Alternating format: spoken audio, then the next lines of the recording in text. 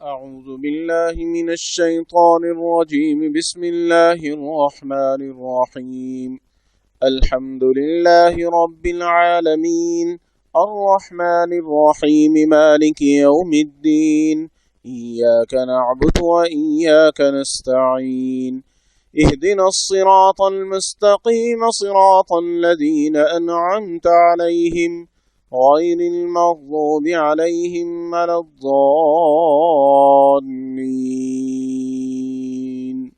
الحمد لله وكفى وسلام على عباده الذين اصطفى اما بعد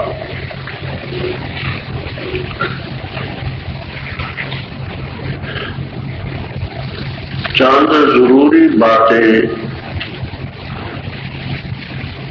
عرض کرتا ہوں، غور سے ان کو سنیں اور سمجھنے کی کوشش کریں۔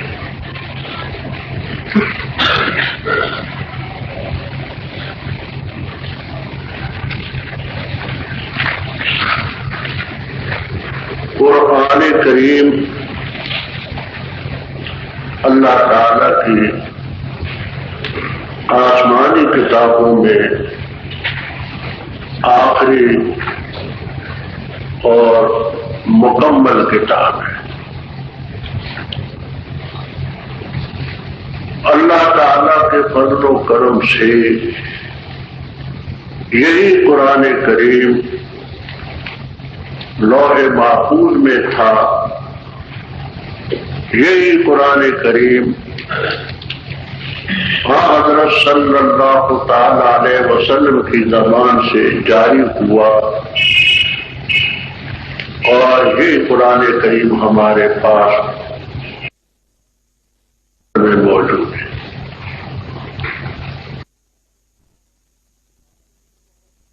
باتیں تو بہت سی کہنے کی ہیں،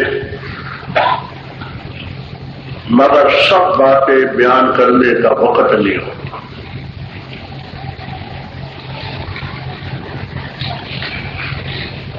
چند ضروری باتیں نوٹ کر لیں۔ پہلی بات، لفظ قرآن یہ مصدر ہے، بروزن فرقان و غفران و سبحان۔ علماء عربیت کا اس میں اختلاف ہے کہ اس کا مجرد مادہ کیا ہے۔ بات فرماتے ہیں اس کا مجرد مادہ ہے قرانا یقرن ہے۔ قرانا یقرن کے معنی جوڑنا، ملانا۔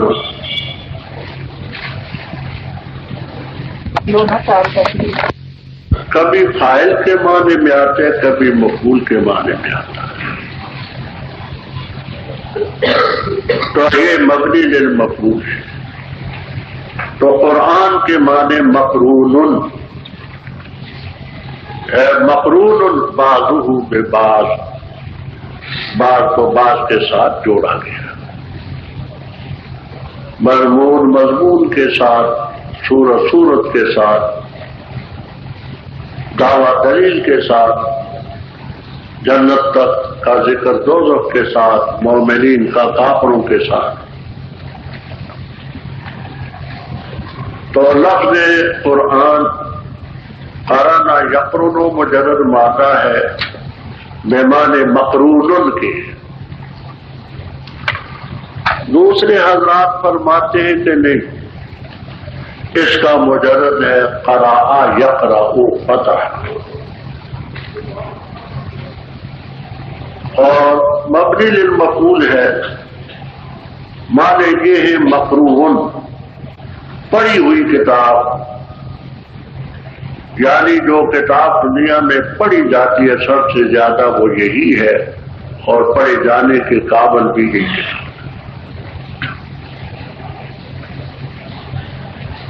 لفظ قرآن تھا، اب اس قرآن کریم کے متعلق کچھ آداب ہیں، ان کو محفوظ رکھنا ہے۔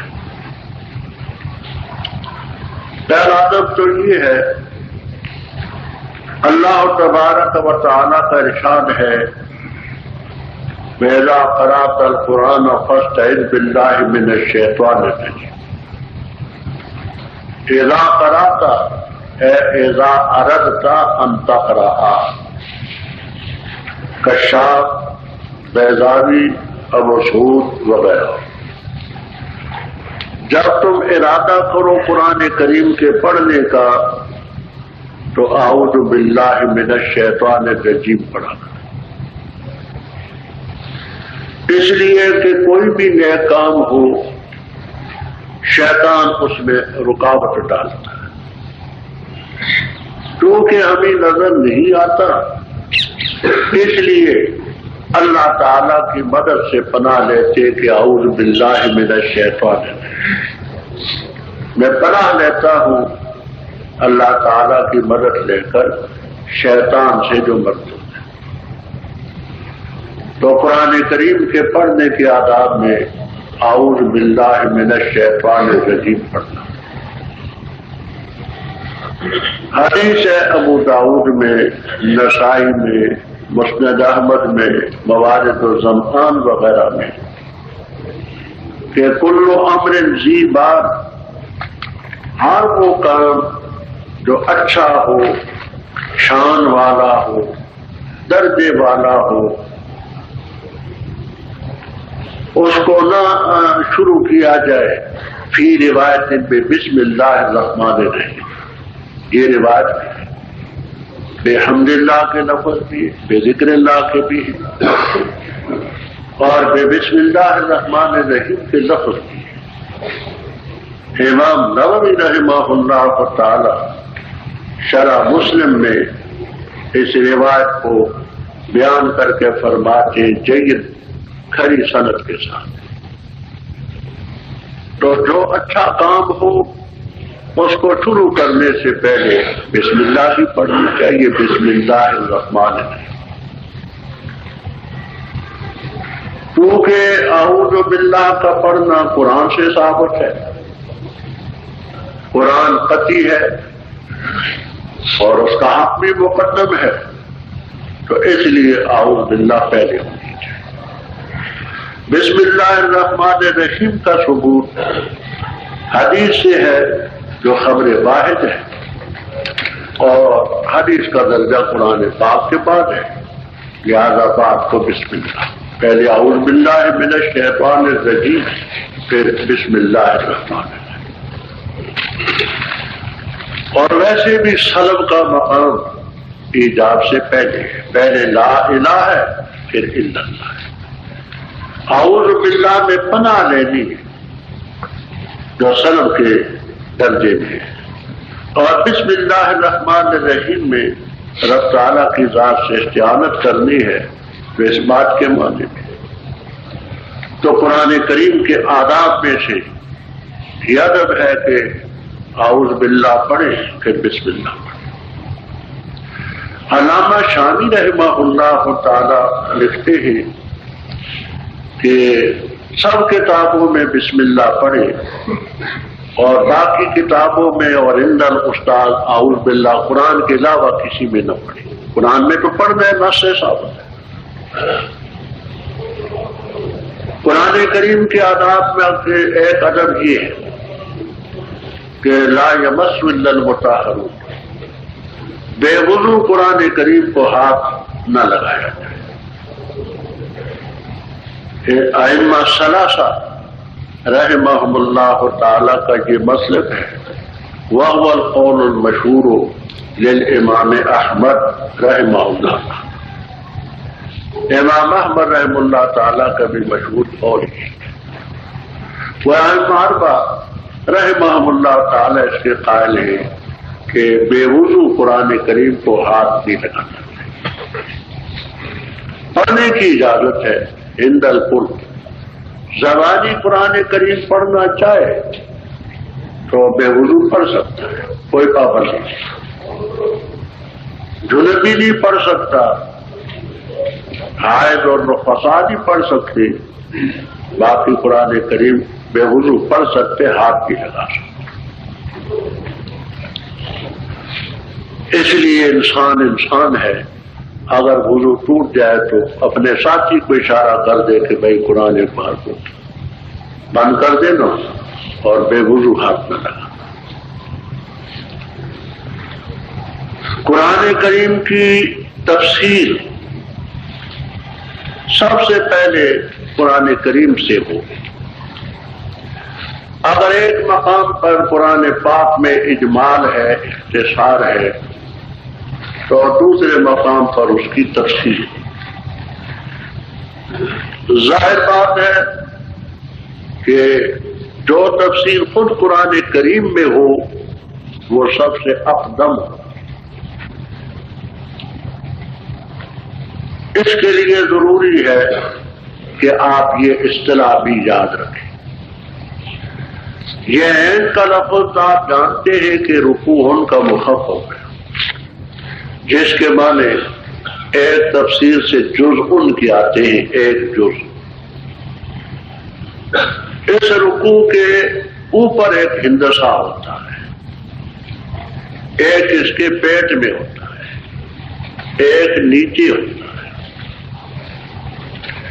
یہ پہلا پارا ختم ہوتا ہے جہاں وہ نکالے تاکہ آپ کو سمجھ آئے۔ جہاں پہلا پارا ختم ہوتا ہے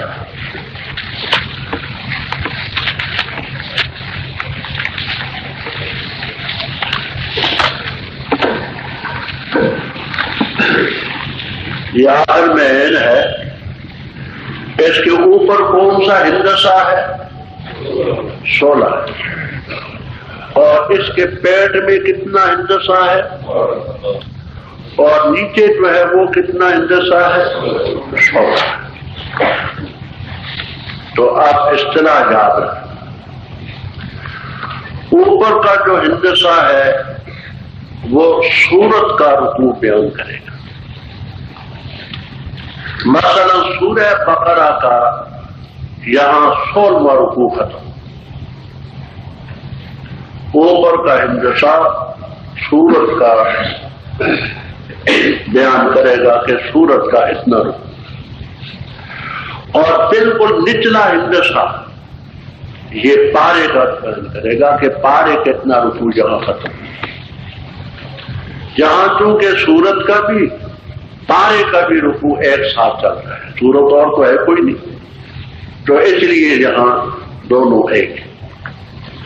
تو کیا اصطلاح میں نے عرض کی؟ اوپر والا ہندسہ سورت کا رکوع بیان کرے اور نچلا ہندسہ پارے کا۔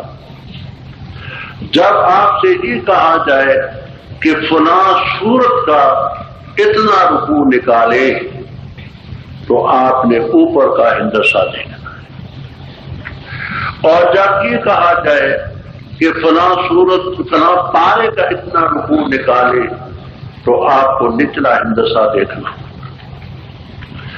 اور اس کے پیٹ میں جو ہے یہ 12 لکھا ہے، یہ بتاتا ہے کہ یہ رکوع جو شروع ہوا تھا وَمَن يَرْغَبُ عَن مِلَّةِ إِبْرَاهِيمَ، یہاں سے یہاں تک اس کی 12 آیتیں۔ یہ پیٹ والا ہندسہ رکوع کی آیتیں بیان کرتا ہے۔ یہ اس لیے بیان کرتا ہوں کہ آگے جب قرآن سے تفسیر آئے گی تو آپ سے کہا جائے گا کہ فلاں سورت کا اتنا رکوع نکالے، یا یہ کہا جائے گا کہ فلاں پارے کا اتنا رکوع نکالے، تو اوپر کا ہندسہ اور سورت کا تعین کرے گا، نچلا ہندسہ پارے گا۔ تو قرآن پاک کی تفسیر سب سے پہلے قرآن پاک سے۔ دوسرے نمبر پر قرآن کریم کی تفسیر حدیث شریف سے،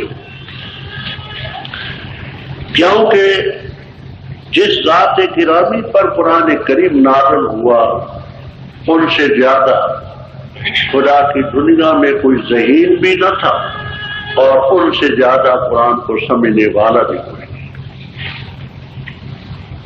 اور ان حدیثوں کے اپنے اپنے مقامات پر حوالے آتے رہیں گے کہ یہ حدیث فلاں کتاب میں ہے، یہ فلاں کتاب میں ہے۔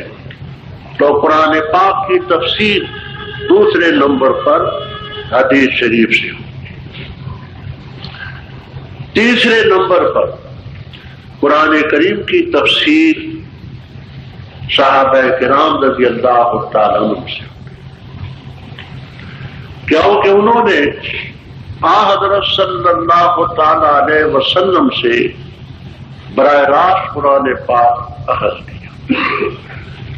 جو سمجھ ان کی تھی، گہرائی ان میں تھی، وہ بعد کے لوگوں میں نہیں ہو سکتی۔ پھر خصوصیت سے دو صحابی اس فن میں بہت پیش تھے۔ پہلے ہیں عبداللہ ابن مسعود رضی اللہ تعالیٰ۔ تمام صحابہ کرام رضی اللہ تعالیٰ عنہ میں فن تفسیر میں ان کا مقام پہلا ہے۔ امام نووی رحمہ اللہ تعالی تہذیب الاسماء واللغات میں اور شرح مسلم میں تصریح فرماتے ہیں کہ اگرچہ عشرہ مبشرہ کا درجہ ان سے زیادہ ہے، لیکن فن تفسیر میں ان کا مقام ان سے بھی زیادہ ہے۔ یہ جزوی فضیلت فن تفسیر۔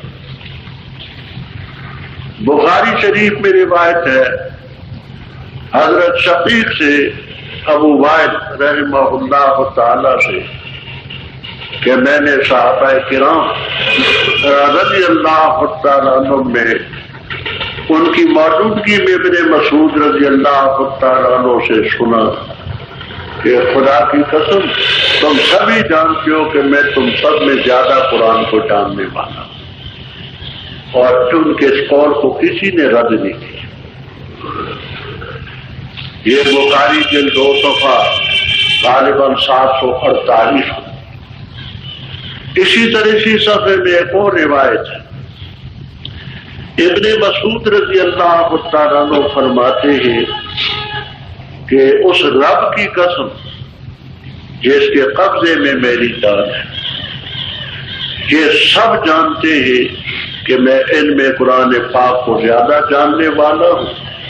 قرآن پاک کی کوئی صورت نہیں اور کوئی آیت نہیں جس کے بارے میں مجھے یہ معلوم نہ ہو اینا نزلت وفی من نزلت، کہ کہاں اتری اور کن کے بارے میں اتری۔ یہ روایت بھی بخاری بھی موجود ہے۔ حضرت ابن مسعود رضی اللہ تعالیٰ عنہ کا مقام اس لحاظ سے اونچا ہے، اور بخاری میں روایت ہے حضرت صلی اللہ علیہ وسلم نے فرمایا کہ قرآن کریم پڑھو تم 4 آدمیوں سے۔ فبدا ابن مسعود، پہلے نام پر حضرت ابن مسعود رضی اللہ تعالیٰ عنہ کا ذکر کرتا ہے۔ تو تمام صحابہ کرام رضی اللہ تعالیٰ عنہ میں عبداللہ ابن مسعود رضی اللہ تعالیٰ عنہ کا مقام قرآن پاک کے تفسیر میں سب سے اونچا۔ نہ صرف یہ کہ قرآن پاک میں بلکہ فقیہ الامت، امت میں سب سے بڑے فقیہ تھے۔ ان کے بعد نمبر آتا ہے عبداللہ ابن عباس رضی اللہ تعالیٰ عنہ۔ یہ اگرچہ بچے سے، بخاری میں روایت ہے کہ حضرت صلی اللہ تعالی علیہ وسلم جب دنیا سے رخصت ہوئے تو فرماتے انا ابن 10 سنین، میری عمر 10 سال تھی۔ 10 سال کا بچہ کیا ہوگا؟ لیکن ان کے لیے آپ کی خصوصی دعائیں۔ یہ سب روایتیں بخاری میں مختلف ابواب میں مذکور ہیں۔ ایک موقع پر حضرت صلی اللہ تعالی علیہ وسلم قضاء حاجت کے لیے تشریف لے گئے. واپس آئے تو ایک کوزہ اور لوٹا پانی کا بھرا ہوا رکھا تھا. فرمایا من بتا یہ لوٹا کس نے رکھا ہے؟ تو عبداللہ ابن عباس رضی اللہ تعالیٰ عنہ نے فرمایا حضرت میں نے رکھا ہے کہ آپ طہارت کریں گے. آپ کے دل میں خیال پیدا ہوا کہ دیکھو بچہ ہے، اس کو کیسے خیال پیدا ہوا کہ پانی کی قلت ہے، پانی مہیا کرو، پھر ایسے مقام پر رکھو جو باپردہ ہے. اس موقع پر آپ نے فرمایا اللہم علمہ التعبیر وفقہہ فی الدین، پروردگار اس کو تفسیر کی مہارت عطا فرما، دین کا فقیہ بنا. اور ایک روایت میں علمہ الکتاب وعلمہ الحکمۃ، پروردگار اس کو کتاب کی قرآن پاک کی تعلیم عطا فرما، اور حکمت سے مراد ہے سنت جیسے باوال آئے. دعا کی برکت سے ابن مسعود کے بعد رضی اللہ تعالیٰ عنہ کے بعد ابن عباس رضی اللہ تعالیٰ عنہ مکہ مقام حبر الامہ ترجمان القرآن. اس کے علاوہ بقیہ صحابہ کرام رضی اللہ تعالیٰ عنہ کی تفسیریں اپنے اپنے مقام پر آتی رہیں گی کہ یہ فلاں صحابی کی تفسیر ہے، فلاں کتاب میں ہے، فلاں میں ہے. چوتھے نمبر پر تابعین کی تفسیریں جنہوں نے حضرات صحابہ کرام رضی اللہ تعالیٰ عنہ سے علوم حاصل کی. ان میں حضرت حسن بصری، ابن سیرین، ضحاک ابن مزاحم اور حضرات اپنے اپنے مقام پر ان کے نام آتے رہیں گے رحمہم اللہ. پانچویں نمبر پر پھر تبع تابعین، یہ خیر القرون کا دور ہے، صحابہ کرام پھر تابعین پھر تبع تابعین. اس کے بعد پھر جو تفسیر آئے گی تو اس میں متقدمین کے حوالے آپ سنیں گے کہ یہ ابن جریر طبری میں ہے، یہ اندلسی میں ہے، یہ فلاں میں ہے. تو ان حضرات کی دینی طور پر بڑی خدمات. یہ دعویٰ کرنا کہ ہم قرآن کریم کو ان کے بغیر اب خود سمجھ سکتے ہیں، یہ پلے دردے کی نادان. لوگ ان حضرات نے بڑی خدمات کی. تو یہ تفسیر کے متعلق میں نے بات عرض کی کہ اس ترتیب سے تفسیر. اس میں اختلاف ہے کہ قرآن پاک میں کوئی ربط بھی ہے یا نہیں. مفسرین کرام رحمہم اللہ تعالی کا ایک طبقہ کہتا ہے کہ قرآن کریم میں کوئی ربط نہیں، یہ شاہی حکم ہے. بادشاہ وزیر داخلہ کو حکم دے گا تم یہ کرو، وزیر خارجہ کو حکم دے گا تم یہ کرو، وزیر مالیات کو حکم دے گا تم یہ کرو، اپنے مطبخانے کے انچارج کو حکم دے گا تم یہ کرو، دوسرے دھوبی کو کہے گا تم کپڑے دو. سمجھانے کے لیے ہے. تو بادشاہ ان لوگوں کے حالات کے مناسب ان کو حکم دے. اب ان میں کسی ربط کی ضرورت نہیں کہ وزیر خارجہ کو پہلے کیوں کہا، وزیر داخلہ کو کیوں کہا، یہ باورچی کو کیوں کہا، یہ اس کو کیوں کہا. شاہی حکم ہے. کہیں ہوگا تو نماز قائم کرو، کہیں ہوگا جہاد کرو، کہیں ہوگا والدین کی اطاعت کرو. شاہی.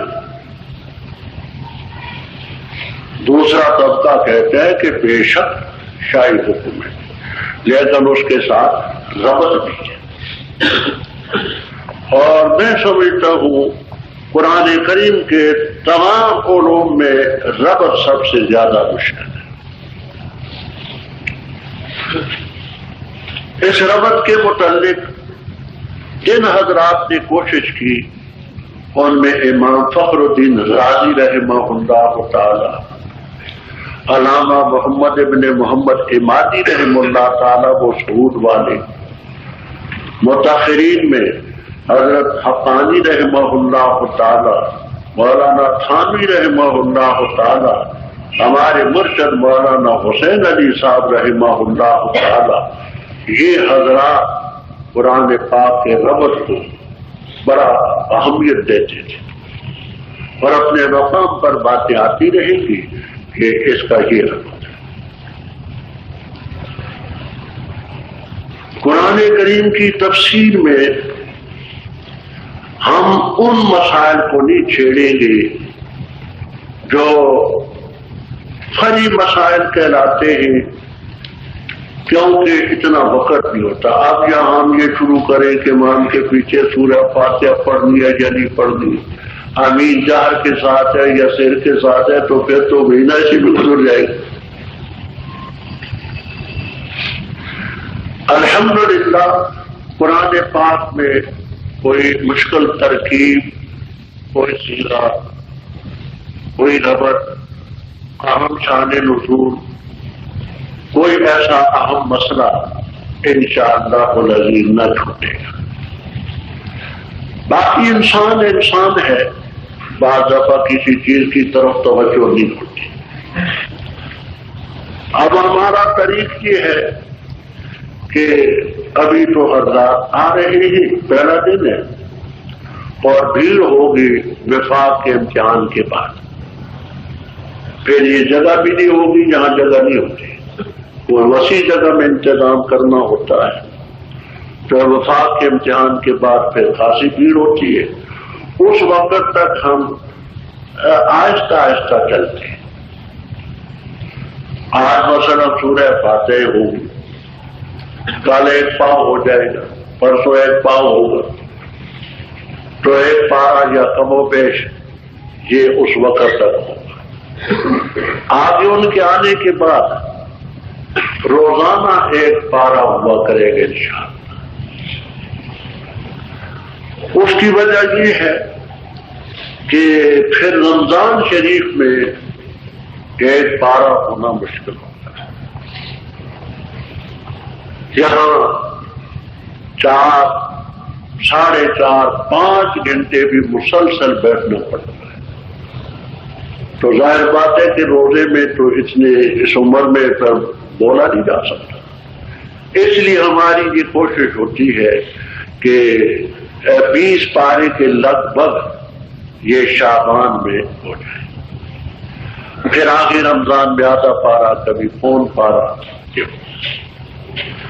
اس کے ساتھ ہماری یہ کوشش بھی ہوتی ہے کہ امتحانوں کے بعد پھر دور دراز سے بھی حضرات آتے ہیں۔ گزشتہ سال بھی انڈیا سے آئے تھے، بنگال سے آئے تھے، دارالعلوم دیوبند سے آئے تھے، تو ان حضرات نے کیونکہ جانا بھی ہوتا ہے، دور دراز کے لوگ ہیں، تو ہماری کوشش یہ ہوتی ہے کہ 20 رمضان، 21، 22 اس کے لگ بھگ قرآن کریم ختم ہو جایا کرے، تاکہ جن حضرات نے دور دراز جانا ہے وہ عید کے موقع پر پہنچ سکے۔ پھر عین عید کے دنوں میں رش اور بھیڑ بھی زیادہ ہوتی ہے، پھر چلنے میں جانے میں دقت بھی پیش آتی ہے، تو یہ تمام مجبوریاں ہمارے پیش نظر ہیں۔ اس میں ایک گزارش یہ عرض کر دوں کہ علم کی ہم قدر کرتے ہیں اور خوشی بھی ہوتی ہے، لیکن رکے وغیرہ میں نہیں لیتا۔ وجہ اس کی یہ ہے کہ اس قدر سے لوگ بیٹھتے ہیں کہ وہ سارا وقت انہیں میں لگ جاتا ہے۔ ہاں، ایک شرط سے میں ہمیشہ یہ شرط لگاتا ہوں کہ آپ کے 50 روپوں کا میں جواب دے دیا کروں گے انشاءاللہ، پر شرط یہ ہے کہ آخر رمضان تک مشکل میں 2 پارے ہوں گے، یعنی رکے بازی بھی ہو، ان کے جوابات بھی ہو، مشکل سے 2 پارے ہوں۔ اور یہ کہے کہ وہ بھی ہو اور یہ بھی ہو تو دو کام نہیں چل سکتے. بالکل واضح بات. میں نے رکوع سے گھبراتا نہیں الحمدللہ.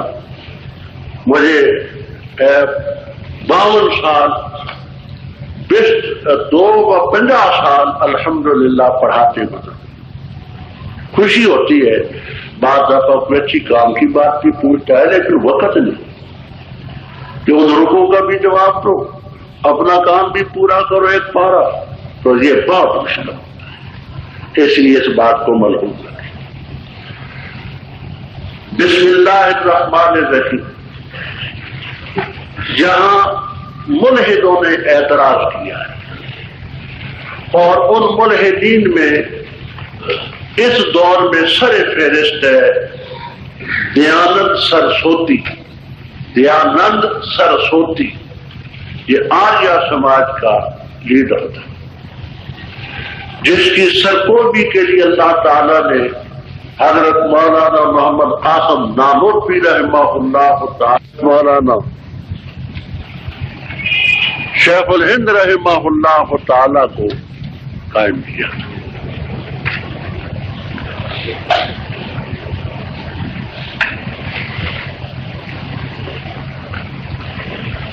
وہ بیٹری لانے گیا ہے, وہ آج نیا دن تھا.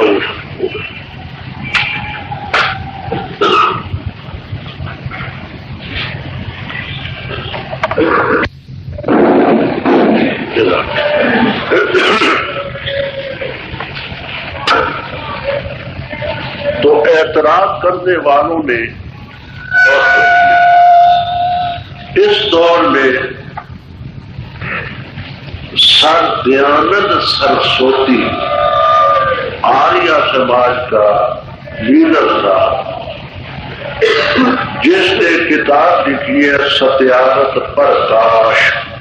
ستیارت پرکاش اس کا 14واں باب قرآن کریم پر اعتراضات کے لیے باب ہے اور ہمارے اس کے جوابات بھی دیے. وہ کہتا ہے کہ قرآن کریم اللہ کا کلام نہیں. اگر اللہ تعالیٰ کا کلام ہوتا تو بسم اللہ الرحمن الرحیم سے نہ شروع کوئی اور ہوتا. یہ تو خود اللہ تعالیٰ اپنی تعریف خود کرتا ہے بسم اللہ الرحمن الرحیم. ایسے جیسے طوطے کو پڑھاؤ تو طوطا کہتے ہیں میاں ٹوری کھاؤ. طوطے میاں ٹوری کھاؤ, اپنے آپ کو میاں کہتا ہے. طوطے میاں ٹوری کھاؤ, جو اپنی تعریف خود کرنا اچھی بات تو نہیں کہ اللہ اپنے نام سے شروع کرتا ہے. تو اگر یہ اللہ کا کلام ہوتا تو یوں نہ ہوتا بسم اللہ. اور آپ نے کتابوں میں پڑھا کہ یہاں ہر وہ فیض نکالیں گے جو کام آپ کرتے ہیں. پڑھنا چاہتے تو بسم اللہ اقرأ, کھانا چاہتے بسم اللہ آکل, پینا چاہتے بسم اللہ اشرب, وہاں حاصل تھے. تو اگر یہ اللہ کا کلام ہوتا تو اپنے نام سے نہ شروع کرتا. معلوم ہوتا ہے کہ یہ اللہ کا کلام نہیں کسی اور کا. اللہ تعالیٰ جزائے خیر عطا فرمائے. مفسرین کرام رحمہم اللہ تعالیٰ کو قدرسی رحم اللہ تعالیٰ البحر المحیط میں, آلوسی رحم اللہ تعالیٰ روح المعانی میں, بیضاوی رحم اللہ تعالیٰ اسرار التنزیل میں فرماتے ہیں مقول علی السنۃ العباد بسم اللہ الرحمن الرحیم.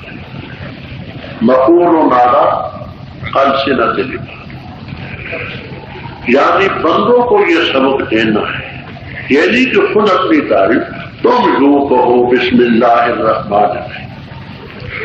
اس کی مثال ایسی سمجھے کہ جیسے ایک استاد اپنے شاگردوں کو عرضی اور درخواست لکھنے کا طریقہ بتلاتا ہے کہ بیٹا جب تم نے عرضی لکھنی ہو درخواست دینی ہو تو یوں لکھو بخدمت جناب استاد محترم.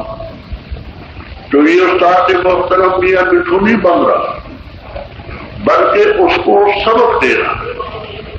تو اسی طرح اللہ تعالیٰ نے عباد کو سبق دیا.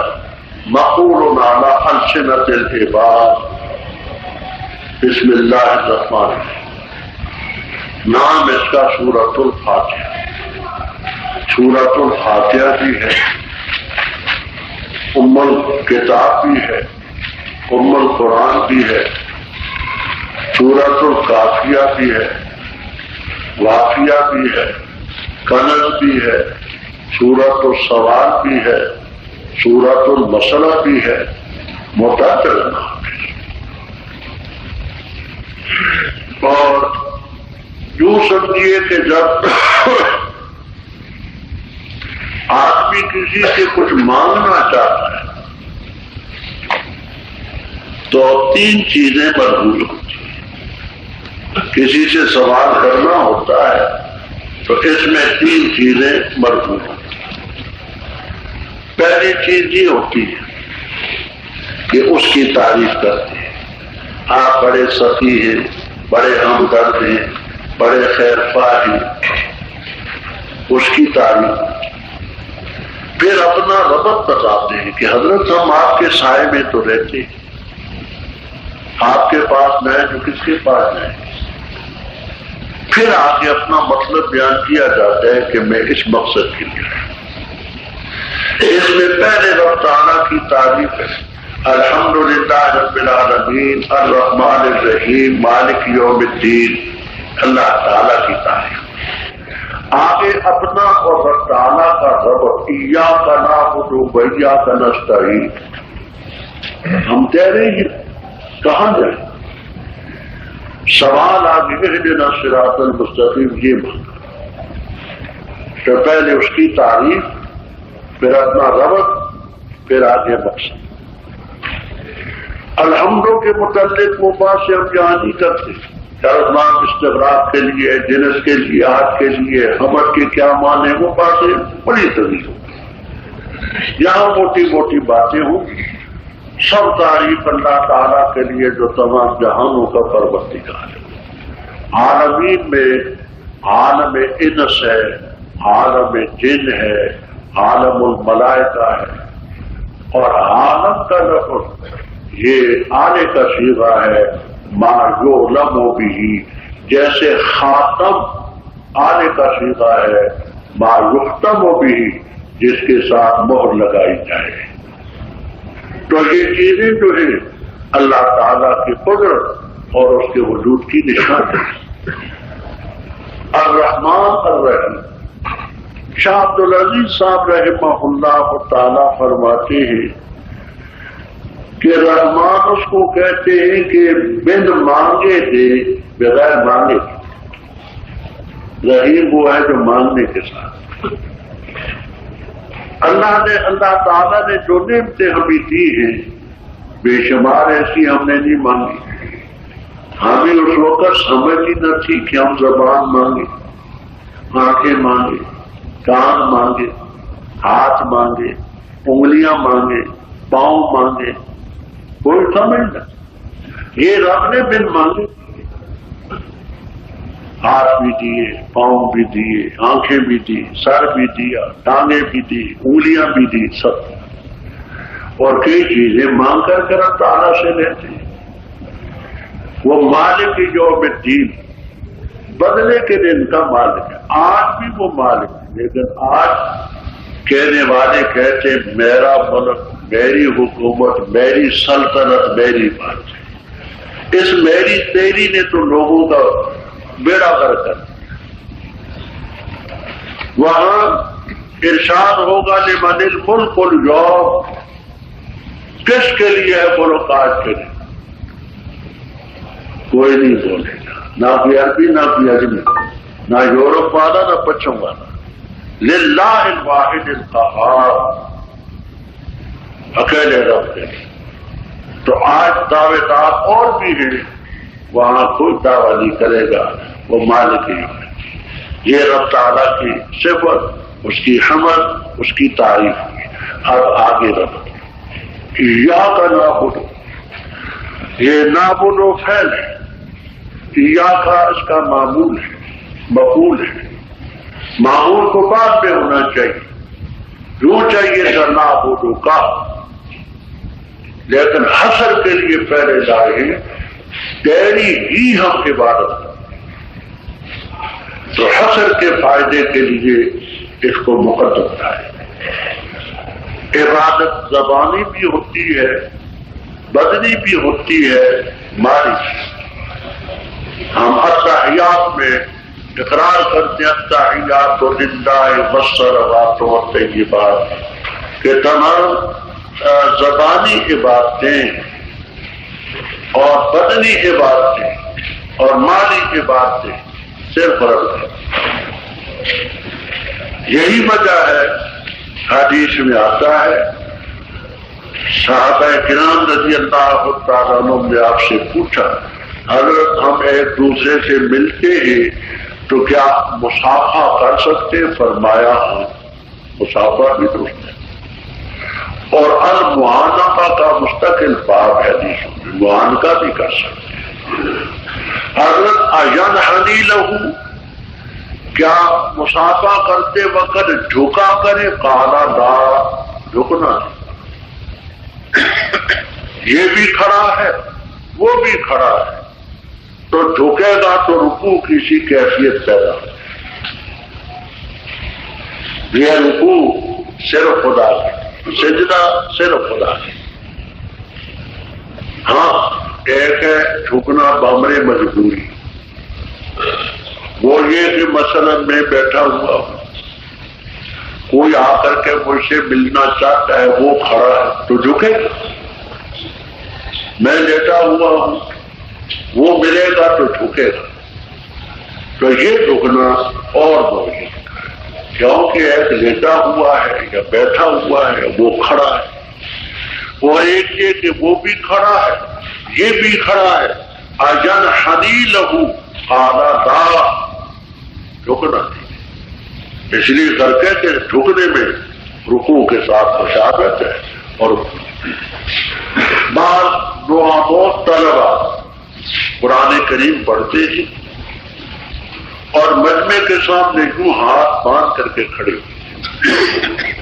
ہم نے اپنے اکابر کو دیکھا، اگر کسی بچے نے ہاتھ باندھا ہوتا تھا ہاتھ کھول کہ یہ وجہ ہاتھ باندھ کر کے کھڑے ہونے کی صرف رب کے سامنے، پبلک کے سامنے یوں ہاتھ باندھ کر کے مت کھلے چھوڑ کر کے۔ تو عبادت قولی ہو، بدنی ہو، مالی ہو، اپنے مقام پر نظر و نیاز وغیرہ کی باتیں آئیں گی، صرف تیرے لیے ایاک نعبد، ہم خاص تیری ہی عبادت کریں۔ وَإِيَّاكَ نَسْتَعِينُ، یہ بھی حسر کے لیے ہے، نستعینوں کا تا ہم مدد چاہتے ہیں تجھ سے، لیکن حسر کے لیے ضمیر فصل پہلے لائے، ہم خاص تجھی سے مدد چاہتے ہیں۔ اب مدد کی یہاں تفصیل خاصی ہے، شوق کو تو ہم نے دل کا سرور میں کر دی ہے، یہاں مختصر سی بات طلب کرتا ہوں۔ دل کا سرور کتاب کا نام ہے، اس میں بھی ہے، تنقید متین میں بھی ہے، اتمام القرآن میں بھی ہے، کتابوں میں ہم نے مقصود بات کرنے۔ استعانت کی دو قسمیں ہیں، ایک ہے استعانت ظاہری حصی اور دوسری ہے استعانت باطنی اور ما فوق الاسباب۔ ایک ہے ما تحت الاسباب، ایک ما فوق الاسباب، ایک استعانت ظاہری، ایک باطنی۔ استعانت ظاہری کا یہ مفہوم ہے کہ مثال کے طور پر عالم اسباب کی چیز، یہ استعانت درست ہے۔ قرآن کریم میں آتا ہے تعاونوا علی التقوی ولا تعاونوا علی الاثم والعدوان، ایک دوسرے کے تعاون کرنا، امداد کرنا، عالم اسباب کی چیز ہے۔ ایک آدمی امیر ہے، غریب ہے، امیر کا فرض ہے غریب کی مالی امداد کرے. ایک حکیم ہے، ایک ڈاکٹر ہے، ایک بیمار ہے، اس حکیم اور ڈاکٹر سے مدد لینا کہ لے بھائی میرا علاج کرا لے، اس بات کی چیز ہے. کسی سے پیسہ لینا ہے، کسی سے اسلحہ لینا ہے، کسی سے رقم لینی ہے، یہ عالم اسباب کی استعانت ہے، ظاہری ہے، کوئی حرج نہیں. اور قرآن پاک سے ثابت ہے تعاونوا علی البر والتقوی ولا تعاونوا علی الاثم. اور ایک استعانت باطنی، استعانت ما فوق الاسباب. مثال کے طور پر میں یہ کہتا ہوں کہ میرے گھٹنوں میں درد، آپ میرے گھٹنوں کے درد کو دور کر دیں. میرے سر میں مجھے فلاں تکلیف ہے، آپ میری اس تکلیف کو دور کر دیں. تو یہ کام ما فوق الاسباب ہے. رب تعالیٰ کے بغیر کوئی نہیں شفا دے سکتا. نہ سر کا درد دور کر سکتا ہے، نہ کمر کا، نہ گھٹنوں کا، نہ بخار. اذا مرض تو فہو یشفی.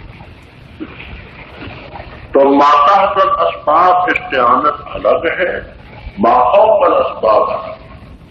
ظاہری استعانت اور ہے اور باطنی اور ہے. تو رب تعالیٰ سے مدد مانگتے ہیں وہ جو عالم اسباب سے ظاہر بھی، اسباب بھی اس نے پیدا کیے اور مسببات بھی اس نے پیدا کیے.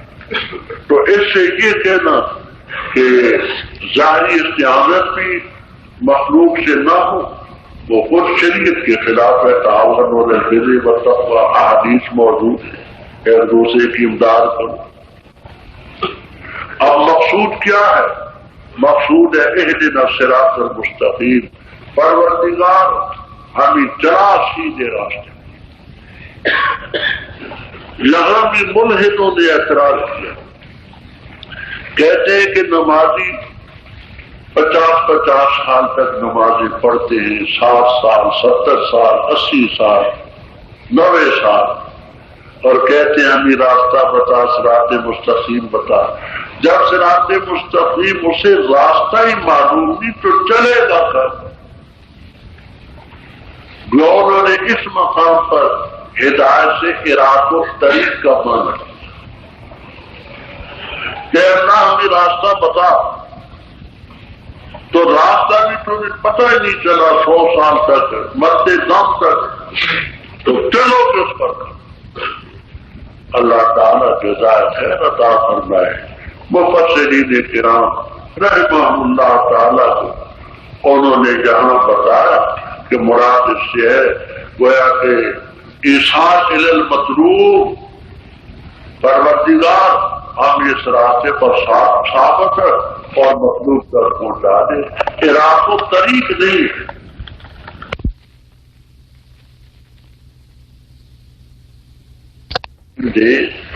کہ ذرا اس کے حرف بڑے بڑے ہوں.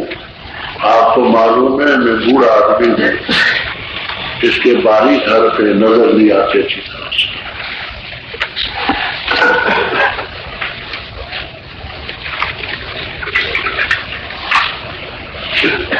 جنہیں آج تو ہو گئے، کل سے انشاءاللہ زندگی رہی، کل سے نہ. اچھا، یہ آج ہی آپ نے اصطلاح سنی ہے. آپ سورۃ النساء کا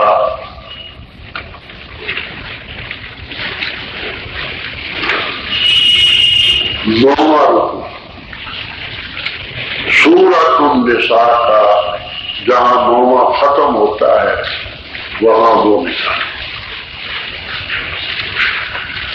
یا 5ویں پارے کا 6واں رکوع جہاں ختم. اس طرح آج ہی میں نے بتائی نکل آیا. تو آپ نے سورت کا رکوع دیکھنے میں کون سا ہندسہ دیکھنا ہے؟ اوپر. اور پارے کا اچھا، تو یہ جہاں اوپر 9 لکھا ہوا ہے یہ ہے سورۃ النساء کا 9 ختم ہوا. اور نیچے کتنا ہے 6، تو گویا 5ویں پارے کا 6واں رکوع یہاں۔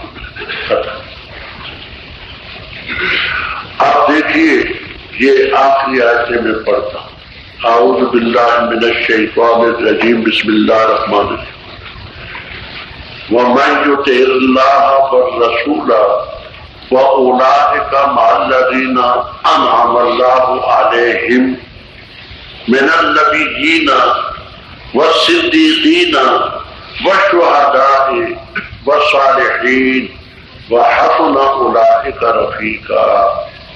آیت نظر آتی ہے؟ آپ دیکھیے اس میں اللہ تعالی نے منعم علیہم کا ذکر فرمایا۔ کون ہے؟ فرمایا جس نے اللہ تعالی کی اطاعت کی اور رسول صلی اللہ علیہ وسلم کی اطاعت کی، فَأُولَٰئِکَ مَعَ الَّذِینَ، وہ ان لوگوں کے ساتھ ہوں گے انعم اللہ علیہم جن پر اللہ تعالی نے انعام کیا۔ وہ کون ہے؟ میں نے ان کا بیان ہے، من النبیین، پہلے درجے میں نبی، والصدیقین، حق کی تصدیق کرنے والے، والشہداء، اللہ تعالیٰ کے راستے میں شہید ہونے والے، والصالحین، اور نیک لوگ۔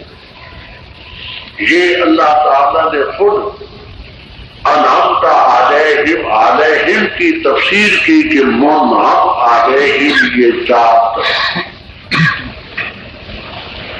اب بات سمجھے، بات تو بڑی طویل ہے، میں مختصر سے عرض کرتا ہوں، اور تفصیل سے دیکھنی ہو تو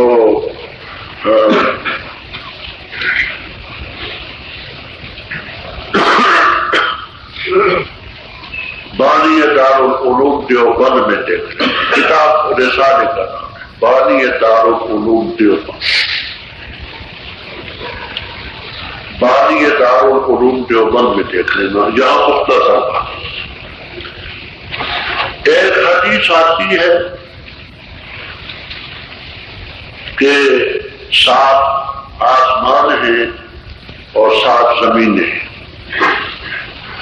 ہر زمین میں آدم کا آدمکم و نوح کا نوحکم و ابراہیم کا ابراہیمکم الی قولہ و محمد کا محمدکم صلی اللہ تعالی علیہ وعلی جمیع الانبیاء۔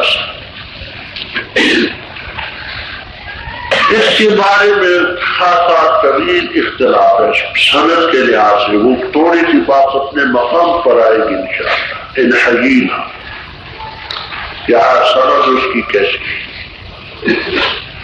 ایک طبقے نے تو اس کی سند کو پکڑ کر کے کہا کہ یہ حدیث صحیح ہے، دوسرا طبقہ یہ کہتے ہیں کہ صحیح ہے، اور انہوں نے پھر اس حدیث کا مفہوم بیان کیا۔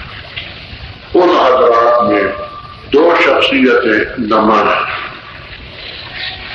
ایک حضرت مولانا عبد الحی لکھنوی رحمہ اللہ تعالی، دفع الوسواس عن اثر ابن عباس، یہ ابن عباس رضی اللہ تعالیٰ عنہ کی حدیث تھی، اس کے سلسلے میں انہوں نے خاصی علمی تحقیق کی۔ دوسری حضرت مولانا محمد قاسم نانوتوی رحم اللہ تعالیٰ نے تحذیر الناس عن اثر ابن عباس رضی اللہ تعالیٰ، یہ تحذیر الناس حضرت نے لکھی، اس حدیث کی مبسوط بات علمی تھی۔ اس تحذیر الناس میں حضرت فرماتے ہیں کہ کمال 2 قسم کے ہوتے ہیں، ایک علمی کمال، دوسرا عملی کمال، ایک علمی کمال، دوسرا عملی کمال۔ کہتے ہیں کہ پھر اس علمی کمال کی بھی 2 قسمیں ہیں، ایک ہوتا ہے فاعل، دوسرے میں اثر کرنے والا، تو دوسرا منفعل، دوسرے کے اثر کو قبول کرنے والا۔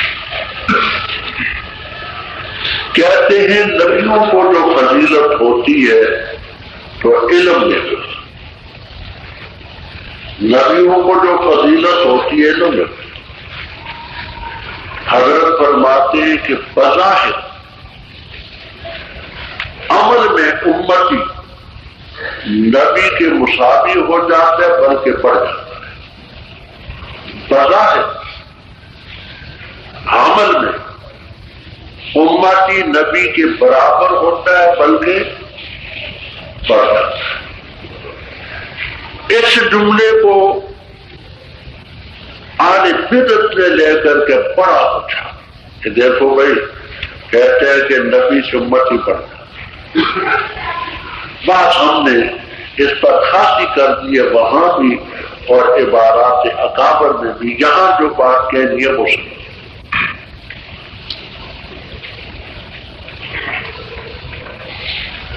معراج کی رات 5 نمازیں فرض، معراج کی رات 5 نمازیں فرض۔ معراج کے سن میں ہوا، راجے قول یہ کہ سن 11 نبوت، ہجرت 11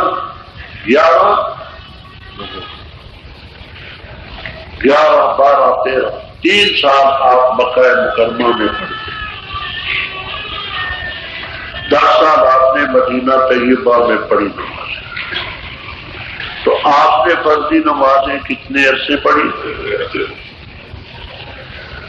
آپ میں بھی بعض حضرات ہوں گے عمر والے جو 20 سال 30 سال 40 سال 50 سال سے پڑھتے۔ اب 13 سال کی نماز زیادہ ہے یا 50 سال کی؟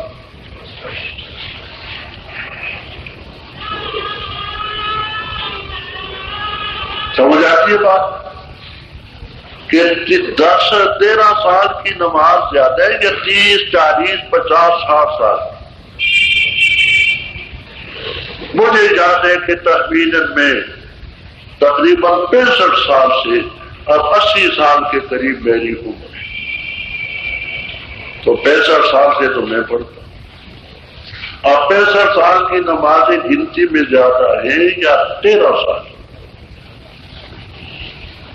آپ کوئی نادان کہتی نہیں 65 سال کی تعداد کم ہوتی ہے 13 کی زیادہ ہوتی ہے، تو اس سے کیا جھگڑا ہے؟ روزے فرض ہوئے 2 رمضان، آپ نے 9 سال روزے رکھے فرضی، اور میں نے الحمدللہ سمجھانے کے لیے کہتا ہوں 7 سال سے زائد عرصہ رکھا۔ اب 7 سال کے روزے زیادہ ہیں یا 9 سال کے؟ تو عمل میں بظاہر امتی تو بڑھ گیا، کون اس کا انکار کرتا ہے؟ اب میں یہ کہوں کہ عمر میں حضرت صلی اللہ علیہ وسلم سے بڑا ہوں، آپ کی 63 سال عمر کی، میری 80 سال ہے، تو آپ کوئی کہتے کہ 80 سال کہتے تو کب بڑا ہے؟ ویسے نادانی کا کیا جواب ہے؟ دب کے کام۔ تو بظاہر عمل میں امتی نبی کے مشابہ بھی ہو سکتا ہے اور بڑھ بھی سکتا ہے، لیکن ہمارا اور ہمارے اکابر کا یہ پختہ عقیدہ ہے کہ نبی صلی اللہ علیہ وسلم کی ایک عبادت ترازو کے پلڑے پہ رکھی جائے، ساری امت کی تمام عبادتیں ترازو کے دوسرے پلڑے پر رکھی جائے، آپ کی ایک عبادت ہے۔ جس اخلاص کے ساتھ جو علمی وصف ہے، جس اخلاص کے ساتھ آپ نے کی وہ کسی اور کو حاصل، اور امت بھی ابو بکر صدیق رضی اللہ تعالیٰ عنہ سے لے کر آخری امتی تک جو ہو سکتا ہے، ان تمام امتیوں کی تمام عبادتیں ترازو کے پلڑے پر، آپ کی ایک عبادت ہے پلڑے پر رکھو وہ بات سمجھ آتی ہے۔ تو بظاہر تو امت ہی بڑھ گیا. کون اس کا انکار کر سکتا ہے کہ نہیں جی 7 سال کم ہوتے ہیں 13 سال زیادہ ہوتے ہیں اور 80 سال کم ہوتے ہیں 13 سال زیادہ ہوتے ہیں. تو پیغمبر صلی اللہ تعالی علیہ وسلم کا جو علم تھا جس میں اخلاص اور خشوع اور للہیت ہو سکتی ہے وہ کسی کو نصیب نہیں. یہی وجہ آپ نے بخاری میں مسلم میں روایتیں پڑھی کہ امتی اگر احد پہاڑ سونے کا بھی خرچ کر، احد بہت بڑا پہاڑ ہے، اللہ تعالیٰ سب کو حج کی توفیق نصیب فرمائے، بہت بڑا پہاڑ، احد پہاڑ سونے زر و زر یا زہر سونا، سونا وہ نیند کا بھائی نا، جاگنے کا بھائی نا، سونا قیمتی. تو امتی اگر احد پہاڑ سونے کا خرچ کرے اور صحابی مد 15 چٹان کا ہوتا ہے اور نصیب نصف 7.5 چٹان کا 1 پونڈ ہوتا ہے. فرمایا میرا صحابی ایک مد 15 چٹان جنس، چنے، بنجی، باجرہ، مکھی، گندم، کوئی شے خرچ کرے تو فرمایا تمہارا عمر پہاڑ سونے کا میرے صحابی کے اس مد کو نہیں ورنہ نصیفہ ہوں، نصف مد کو بھی نہیں. نصف و نصیف کلاہما بمانن قالہ فی القاموس. نصف و نصیف دو میں 7.5 چٹان جنس میرا صحابی خرچ کرے اور تم احد پہاڑ سونے کا خرچ کرو تو نہیں پہنچ. دیکھنا صحابی بھی امتی، ہم بھی امتی، صحابی بھی امتی، ہم بھی. یہ تو امتی اور امتی کے عمل کا فرق ہے اور امتی اور نبی کے عمل کا کیا سے گل گلستان من بہار ہے، پیغمبر کا عمل ہے. تو حضرت ناموت بھی رحمہ اللہ تعالیٰ فرماتے ہیں کہ کمالات 2 قسم کے ہوتے ہیں، ایک علمی، دوسرا عمل. پیغمبر علمی کمال میں پڑے، پھر پیغمبروں کا علم فاعل ہے، صدیقین کا علم منفعل ہے، اثر قبول کرنے کا. یہ 2 صفتیں ہیں علمی کمال میں، ایک فاعل کی، دوسری منفعل کی، ایک مؤثر، دوسری متاثر. اور دوسرا کمال کا عمل. عمل کے کمال میں بھی 2 چیزیں، ایک ہے فاعل ہونا، ایک منفعل. شہداء میں یہ عمل ہے اور یہ فاعل ہے. کیا کرتے ہیں؟ ان اللہ اشتری من المؤمنین انفسهم بان لهم الجنہ کا آگے یقاتلون فی سبیل اللہ اللہ کے راستے میں لڑتے ہیں، قتل کرتے اور قتل کیے جاتے ہیں. پہلے قتل کرتے پھر مرتے، بغیر قتل کیے نہیں مرتے. یقاتلون فی سبیل اللہ فیقتلون، پہلے یقتلون ہے، پہلے نہ یقتلون میں آنا، پہلے قتل کر پھر اس کے بعد یقتلون کی بات ہے. تو یہ عمل وہ ہے جو اصل ہے اور دوسرا ہے متاثر منفعل، وہ صالحین. تو یہ 4 قسم کے ہیں منعم علیہم، نبی، صدیق، شہداء، صالحین. ان میں پہلی 2 قسمیں کمال علمی سے تعلق رکھتی ہیں، ایک علم فاعل، دوسرا منفعل. اور دوسری 2 چیزیں عمل سے تعلق رکھتی ہیں، ایک عمل فاعل اور دوسرا منفعل. یہ 4 قسم کے لوگ ہیں جن پر اللہ تعالیٰ نے انعام کیا. ان کے راہ غیر المغضوب علیہم، ان لوگوں کا راستہ نہ ہو جن پر غضب کیا گیا اور نہ گمراہ.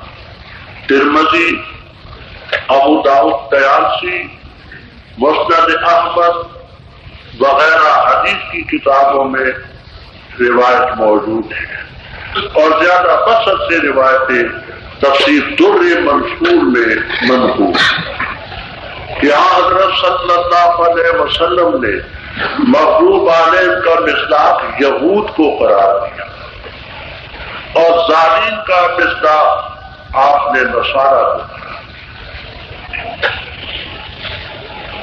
وجہ یہ بیان کرتے ہیں راضی رحم اللہ تعالی وغیرہ کہ راستہ جو انسان چھوڑتا ہے تو اس کی دو ہی ٹوٹتے ہیں عقلی طور، ایک یہ کہ غلط فہمی کا شکار ہو کر کے ایک یہ کہ قصداً و ارادتاً غلط راستے پر چلے۔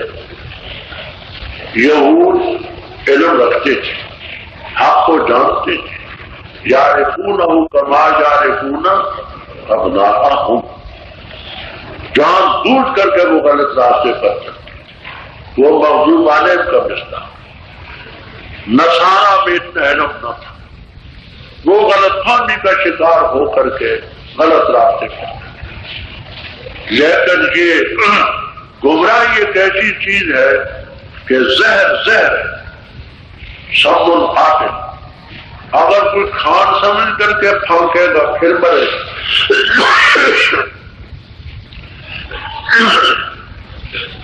اس کو اگر زہر سمجھ کر کے کرے گا پھر اصول دین میں غلطی معاف، فروع دین کا مسئلہ نہیں، اصول دین میں ڈھیلا دانستہ کوئی غلط راستے پر چلے تو غلط فہمی کا شکار ہو کر کے چلے تو کسی صورت اس کو معافی۔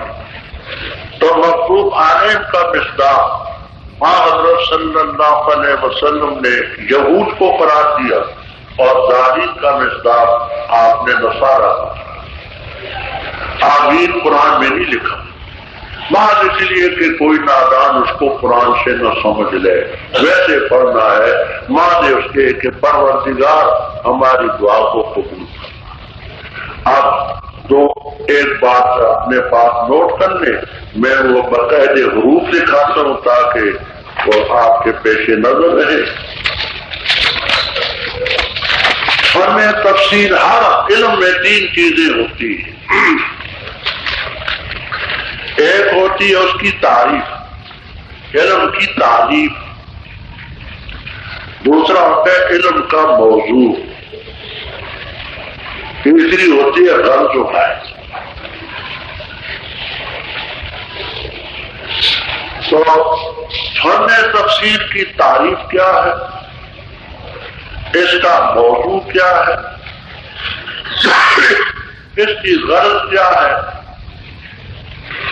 یہ آپ نوٹ کر لیں، آپ کو کام آئے گا۔ تفسیر اتقان، تفسیر اتقان، جلد 2،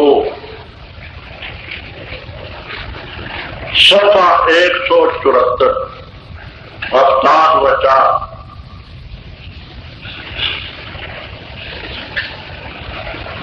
میں قال الزرکشی رحمہ اللہ تعالی، التفسیر علم یبحث فیہ، التفسیر علم یبحث فیہ عن کیفیت النطق، التفسیر علم یفهم به، التفسیر علم یفهم به کتاب اللہ المنزل علی نبیہ محمد صلی اللہ تعالی علیہ وسلم، وبیان معانیہ، وبیان معانیہ واستخراج احکامہ وحکمہ۔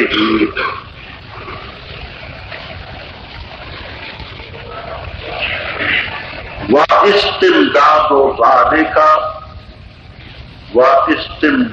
ذالک من علم اللغة والنحو والتصریف وعلم البیان واصول الفقہ والقراءات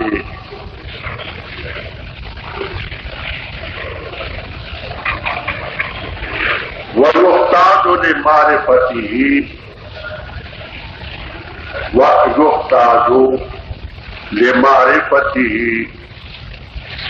اسباب النزول والناسخ والمنسوخ. یہ کوئی شاید سنا نہیں کیا لکھ پایا میں. تفسیر جاپان جلد 2 صفحہ 174 میں قال الزرکشی رحمہ اللہ تعالی التفسیر علم يفهم فيه كتاب الله المنزل على نبي محمد صلى الله تعالى عليه وسلم وبيان معانيه واستخراج احكامه وحكمه واستمداد ذلك من علم اللغة والنحو والتعريف والتصريف وبيان اصول الفقه والقراءات ويختار معرفة اسباب النزول والناسخ والمنسوخ. اب اس کا موضوع وموضوعه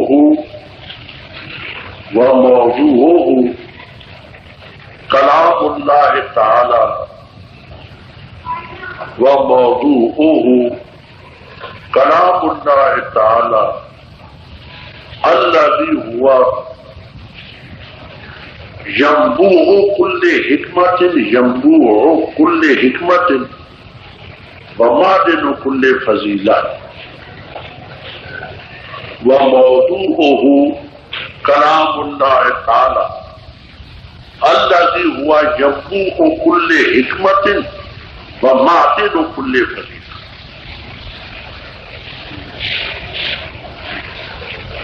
مانا میں کرتا ہوں اوپر دیکھیے زرکشی رحمہ اللہ تعالیٰ جن میں تفسیر کے تعریف کی وہ ایسے نم ہے جیسے اللہ تعالیٰ کی کتاب جو اتاری گئی ہے حضرت نبی صلی اللہ علیہ وسلم پر اس کو سمجھا جائے اور اس کے معانی کا بیان کرنا اور احکام کا نکالنا استخراج کرنا وہ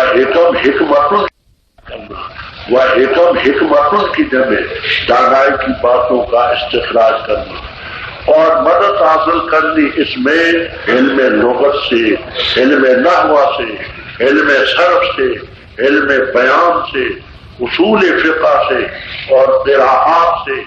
اور اس کی معرفت کے لیے اسباب نزول کی ضرورت بھی ہے اور ناسخ اور منسوخ کی ضرورت. اور موضوع کہتے ہیں اللہ تعالیٰ کا کلام الذی ہوا جمبو کا معنی چشمہ ینابی جماعت چشمہ ہے ہر دانائی ومعدن کل فضیلہ اور ہر فضیلت کی کان ہے وہ جیسے سونا چاندی نکلتی. وغرضہ آگے لکھے وغرضہ